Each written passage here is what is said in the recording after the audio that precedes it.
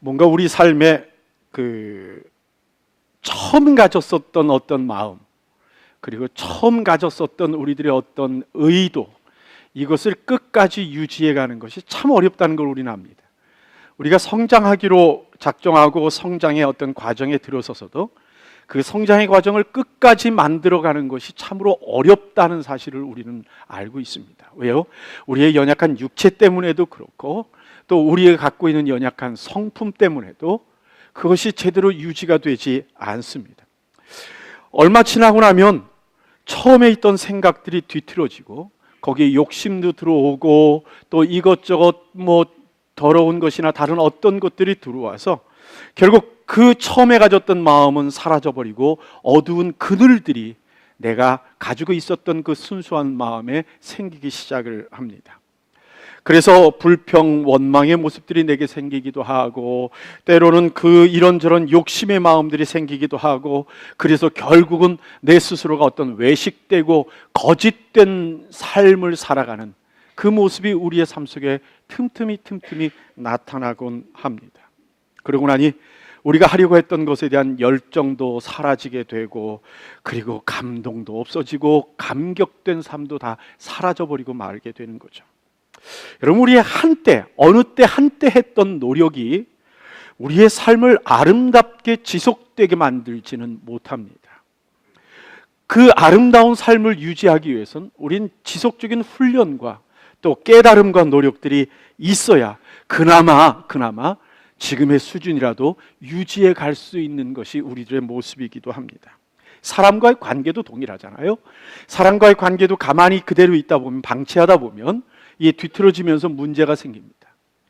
그래서 우리는 사람의 관계조차도 끊임없이 노력해야만 그 관계가 정상적으로 유지될 수 있는 거고, 그건 또 우리 가정에서도 동일합니다. 여러분, 노력이라는 것은 현재 진행형이지 결코 과거형이 아닙니다. 옛날에 내가 잘해줬잖아, 이 말이나, 아니면 지난번에 했으면 됐지 라고 하는 이런 말들이 지금의 우리의 가정을 행복하게 만들지 못한다라는 사실입니다. 2주 전에 여러분들에게 컵에 물을 이렇게 보여주면서 잉크를 떨어뜨렸던 모습들을 여러분들에게 본 것이 있습니다. 죄는 오염입니다. 덩어리로 있는 게 아니라 들어가기만 하면 온 몸 자체에 퍼져서 그 영향력을 곳곳에 다 미치는 것이 이 죄의 모습입니다. 생각에도, 말에도, 우리의 성품에도, 우리의 행동을 행하는 것도, 가치관에도, 선택에도, 그리고 사람과의 관계도 다 죄 때문에 뒤틀어 놓는 것이 이 죄의 성격이기도 합니다. 마치요, 무엇과 같으냐면, 여러분, 우리가 살아가다가 좌절을 경험하거나 아니면 마음에 서운한 마음이 드는 것들이 생길 때 그 서운함과 좌절이 덩어리로 한 군데 남아있다 없어지나요? 그렇지 않습니다. 그것은요, 우리의 온 몸에, 온 마음에 다 퍼져버립니다. 그래서는 갑자기 그것 때문에 힘이 빠집니다. 그리고 내 스스로가 사람들하고 말할 때 말이 곱게 나가지가 않습니다. 그리고 사물을 보고 세상을 볼 때 자꾸만 부정적인 생각으로 바뀌어버리고 맙니다. 자녀들이 앞에서 재롱을 떠는데도 그것도 귀찮고, 아내가 무슨 말을 하면 짜증스러운 잔소리로 들리게 되고, 그리고 사람들이 내게 평상시 하던 농담을 하는데도 그것이 조롱처럼 느껴지게 되고, 그래서 모든 것들이 다 뒤바뀌면서 성격까지 바꿔놓는 일로 나아가게 됩니다. 여러분, 우린 여전히 하나님 앞에서 순수한 믿음을 유지하고 있습니까? 하나님 앞에서 나는 순수한 순종의 마음을 가지고 있습니까? 지금도 여전히 나는 사람들과의 순수한 관계를 가지려고 노력을 하고 있는 겁니까? 그건요, 내가 끊임없이, 그리고 매일매일 나를 점검하며 하나님 앞에 살지 않으면 어렵습니다. 왜냐하면 우리 속에 있는 죄의 성품 때문에 그러합니다.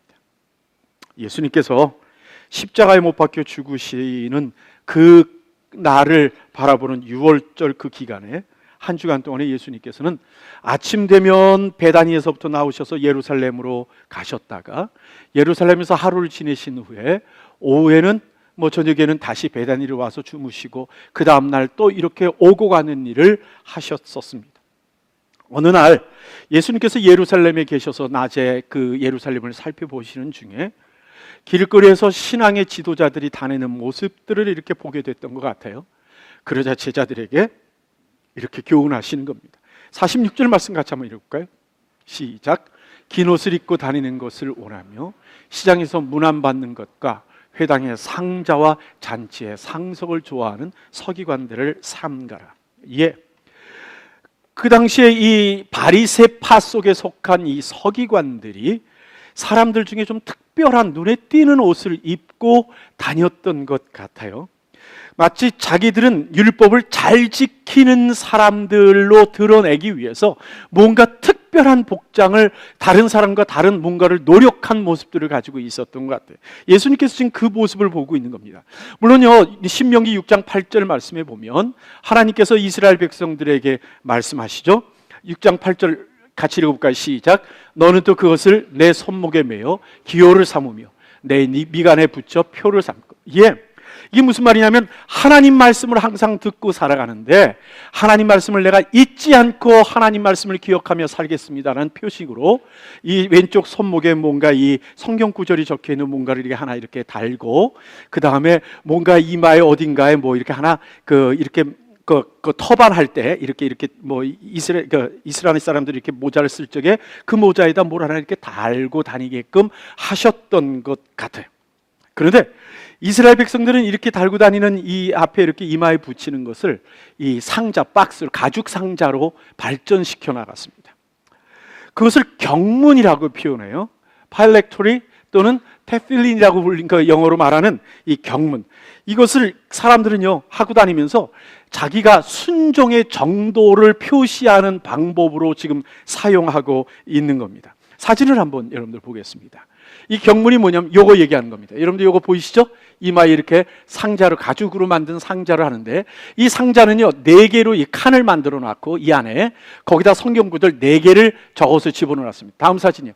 지금 이렇게 하고 다니는 겁니다. 이렇게. 그 다음 사진 한번 보시죠.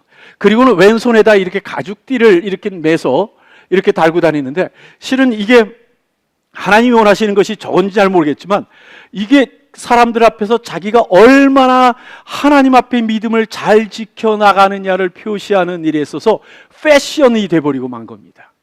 그래서 점점 큰 것을 달고 다니게 됐고 사람들이 눈에 띄는 그 다음에 아까 보셨듯이 이 가죽띠를 하나 하라 그랬는데 그냥 두껍게 칭칭 감아서 이 자기의 신앙의 정도에 따라 두께를 정하고 하는 이런 외식의 어떤 패션이 돼버리고 만 겁니다.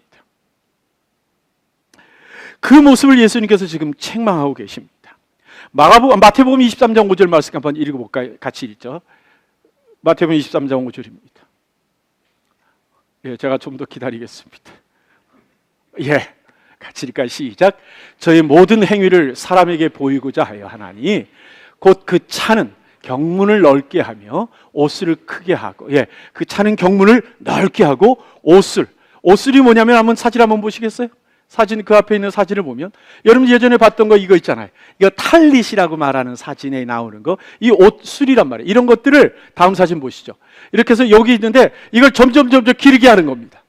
길게 해서 믿음이 좋습니다. 나는 하나님 말씀 순종합니다. 할수록 길어지는 어떤 이렇게 입고 다니는 이 모습들을 가지고 있는 겁니다.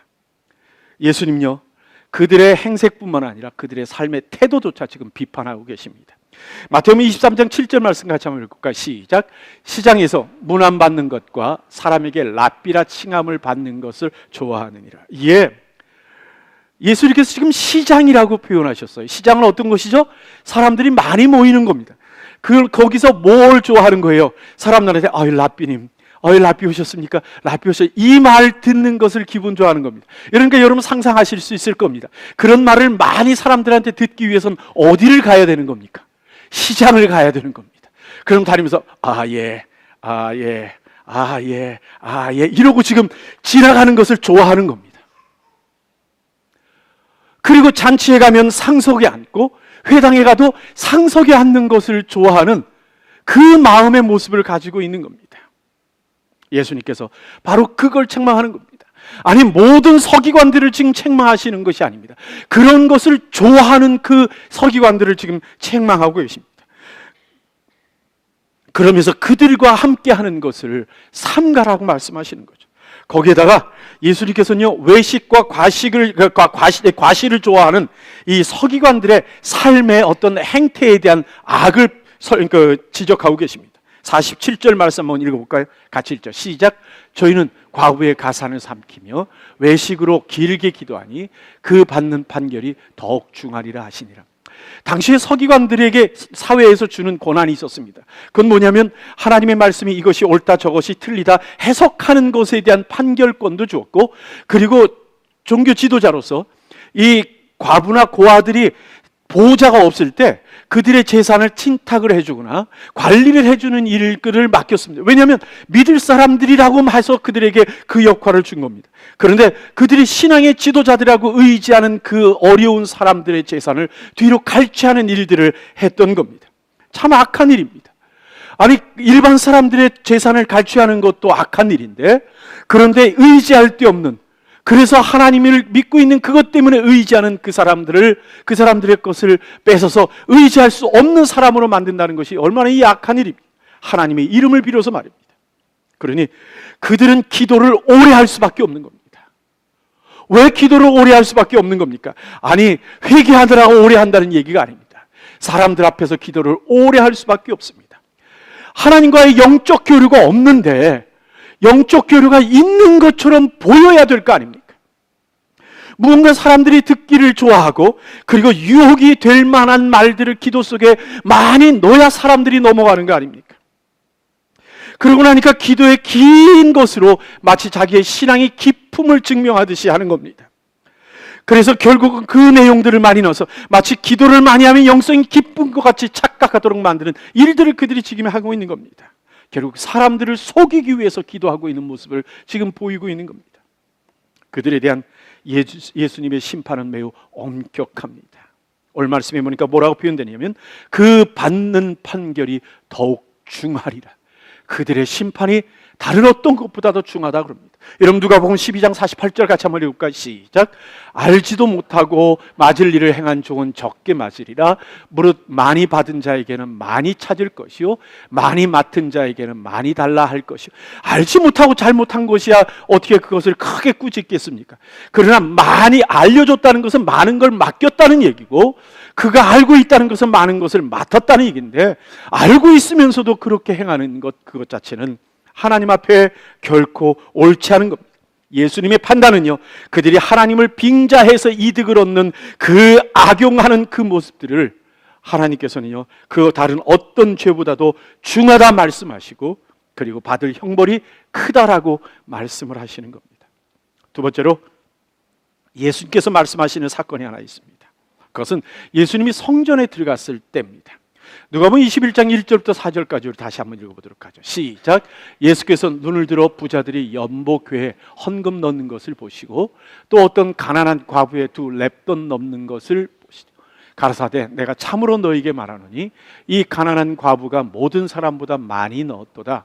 저들은 그 풍족한 중에서 헌금을 넣었거니와 이 과부는 그 구차한 중에서 자기의 있는 바 생활비 전부를 넣었느니라 하시니라. 이에 우리가 잘 아는 이 과부의 둘 렙돈 헌금에 관한 예수님의 말씀입니다. 마가복음 12장 41절 말씀에 보면 예수님께서 헌금궤가 보이는 앞에 건너편에 어딘가에 앉아 계셨던 것 같아요. 그리고 헌금궤에 와서 헌금을 넣는 사람들을 쳐다보고 계셨습니다. 이 헌금궤는요, 성전의 여인의 뜰에 두었었고 그럽니다. 여러분 아시죠? 성전 뜰이 세 수로 나눠지는 것. 아니, 제사장까지 가면 네 수로 나눠지겠죠? 하나는 이방인의 뜰, 그러니까 타국에서 태어난 유대인들이 들어오는 그곳, 그리고 나서 이 여인의 뜰, 유대인 여자들이 들어갈 수 있는 곳, 그 안쪽으로는 유대인의 뜰, 남자들이 들어가는 곳, 그 남자들이 들어가는 곳은 계단 위에 있는 거 예전에 한번 우리가 그림으로 보지 않았습니까? 그리고 거기를 지나가면 제사장들의 뜰이 있습니다. 그러나 모든 유대인들이 들어와서 헌금할 수 있게 하려면 여인의 뜰에다가 헌금궤를 놨어야 되는 것 같습니다. 그런데 이 헌금궤는 보통 부르기를 나팔, 트럼펫, 나팔이라고 부릅니다. 왜냐하면 사진 한번 보시죠. 이게 사진이요. 이게 헌금괴입니다. 이 모양이 나팔처럼 생겼다고 해서 나팔입니다. 여기 구멍에다 넣는 거죠. 여러분 왜 이렇게 구멍 넣냐? 찢어지게 넣지? 아닙니다. 예전엔 지폐가 없었잖아요. 전부 동전이나. 그러니까 동전을 넣을 수 있도록 이렇게 만든 겁니다. 쏟아지지 않게 넓게 해서 놓으면 또로로 들어갈 수 있게 했겠죠. 그러니까 이것도 13개나 그 뜰에다가 놨습니다. 아마도 사람들이 어느 곳이나 붐비지 않고 헌금할 수 있도록 만들어 놨던 것 같습니다. 그런데 이렇게 생긴 모습에서 여러분들 보듯이 헌금을 넣게 되면 어떤 결과가 나올까요? 또로록 하는 소리가 들릴 겁니다. 여러분 주머니를 열어서 주르륵 부면 어떤 소리가 날까요? 쫘르륵 하고 들어가겠죠. 그럼 있던 사람들이 그 소리의 크기와 길이에 따라서 으르고 쳐다보겠죠. 여러분 라스베가스에 호텔을 지나가다 보면 거기는 모든 호텔 입구에 다 카지노를 놨잖아요. 그럼 호텔 방으로 들어가려면 꼭 카지노 지나가야 되잖아요. 지나가게 되면 가다가 말고 저쪽에서 쫘르륵 하면 어떡합니까? 가다가 괜히 한번 쳐다보게 되잖아요. 그런 일이 거기도 분명히 있었을 겁니다. 그런데 적게 내는 사람은 어떨까요? 이렇게 해서 동전을 떨어뜨리면 딸랑 그러고 끝나버릴 거 아닙니까? 그러니 그 사람도 창피하니까 이게 사람의 마음이 그런 거 아닙니까? 그러니까 살짝 놓고 가버릴 거 아닙니까? 그런데 예수님이 바라보시는 중에 마침 한 과부가 와서 헌금을 하는 걸 예수님께서 쳐다보고 계셨던 겁니다. 그런데 그 과부가 헌금하는 액수가 오늘 성경 보니까 어떻게 보셨는데 아셨는지 2렙돈이라는 것으로 표시됩니다. 아마 보실 수 있는 상황에서 넣는 것이 보였던 것 같습니다. 그런데 2렙돈을 이 마가복음에서는 한 고들란트라고 말합니다. 2렙돈을 한 고들란트, 그 다음에 그러니까 그 4고들란트가 한 아사리온, 뭐 이렇게 해서 이 합해 단위가 있는 겁니다. 그런데 이 한 고들란트가 가치가 얼만큼 되느냐면, 여러분 데나리온이라는 단위 우리 많이 사용하지 않습니까? 한 사람이 하루 노동에서 벌 수 있는 보통 평민이 버는 금액 한 데나리온의 64분의 1입니다. 우리 얼마로 잡으면 될까요? 저 평상 이렇게 한번 100불 이렇게 잡으면 64분의 1이면 얼마일까요? 1불 좀 넘어서 2불 정도밖에 안 되는 금액입니다. 그러니까 성전에 와서 2불을 넣는 그 여인의 금액은 어떻게 보면 객관적으로 작다고 말해볼 수 있습니다. 과부는 와가지고 그 성전의 헌금통에서 겨우 그 정도의 돈을 지금 내고 있는 겁니다. 그런데 그 과부가 나팔이라 부르는 그 헌금궤에 헌금을 떨어뜨릴 때 어떤 소리가 났을까요? 여러분 놀랍게도요, 예수님의 귀에는 다른 사람의 헌금을 넣는 좌르르 소리가 들린 것이 아니라 이 2렙돈을 집어넣는 이 과부의 헌금 소리가 들렸던 겁니다. 그 어떤 헌금 소리보다도 큰 소리가 예수님의 귀를 울릴 것 같습니다. 3절 4절 말씀 한번 읽어봅시다. 다시 읽겠습니다. 시작. 가라사대 내가 참으로 너희에게 말하노니 이 가난한 과부가 모든 사람보다 많이 넣었도다. 저들은 그 풍족한 중에서 헌금을 넣었거니와 이 과부는 그 구차한 중에서 자기의 있는 바 생활비 전부를 넣었느니라 하시니라.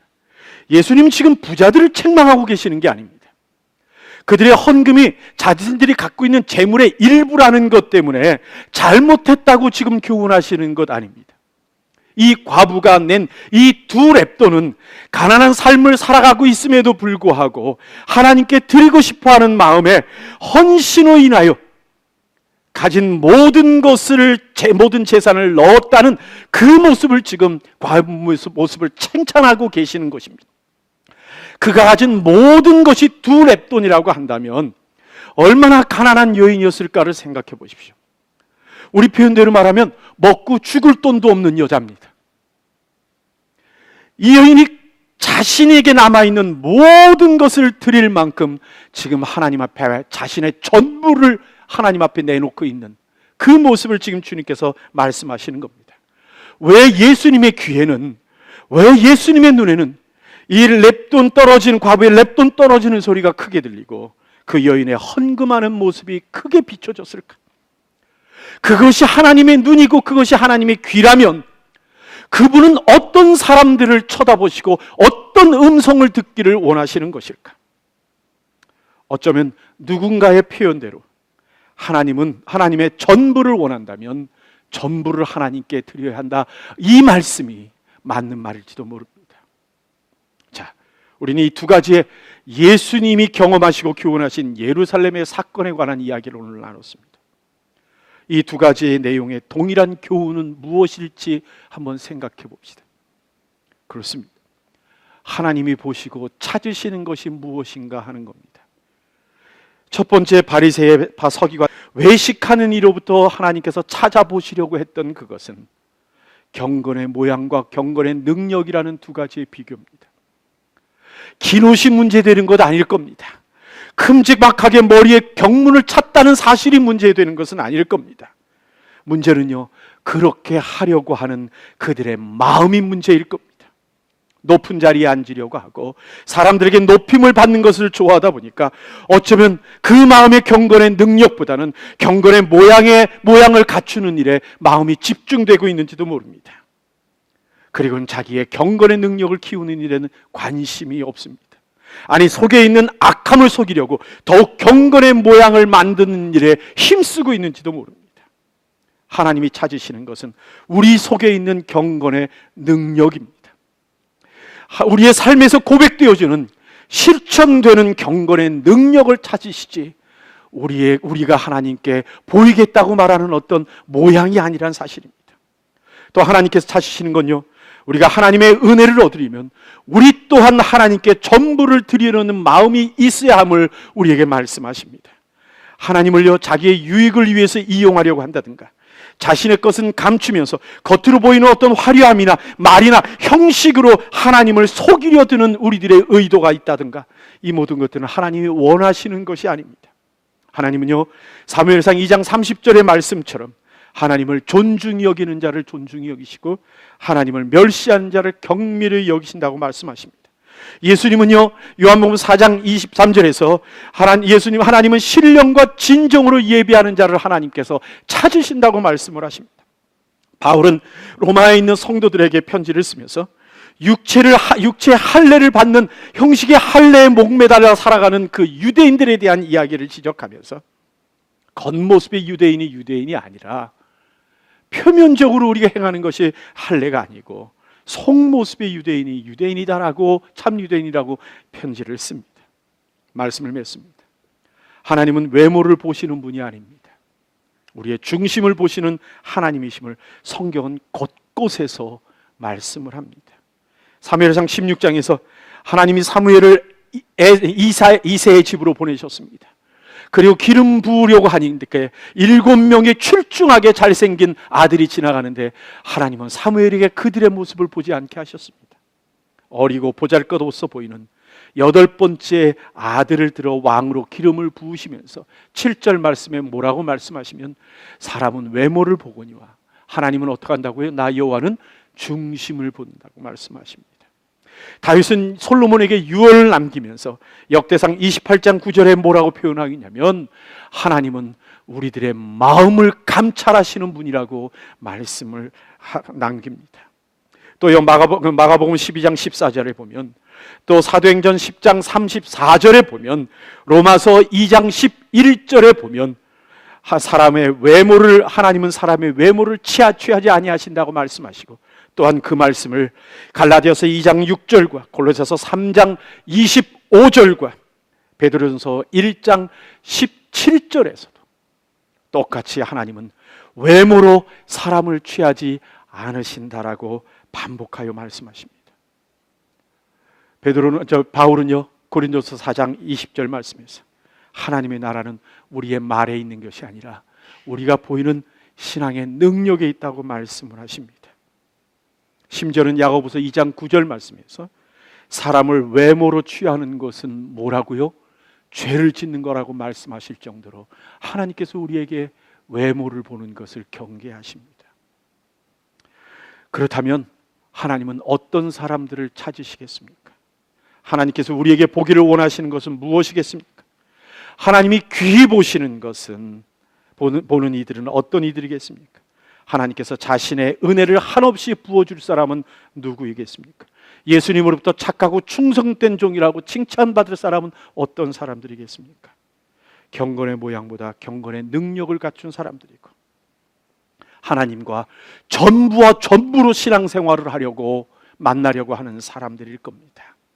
십자가를 앞에 둔 예수님, 그 마지막 한 주 동안에 예루살렘 성전에서 예수님이 찾으셨던 사람은 누굴까요? 바로 렙돈 2개를 넣었던 과부와 같이 적지만 전부를 하나님께 드린 그 사람을 찾으시는 하나님임을 우리에게 가르쳐 주십니다. 한번 따라합시다. 하나님은 전심으로 하나님을 찾는 사람을 찾으신다. 다시, 하나님은 전심으로 하나님을 찾는 사람을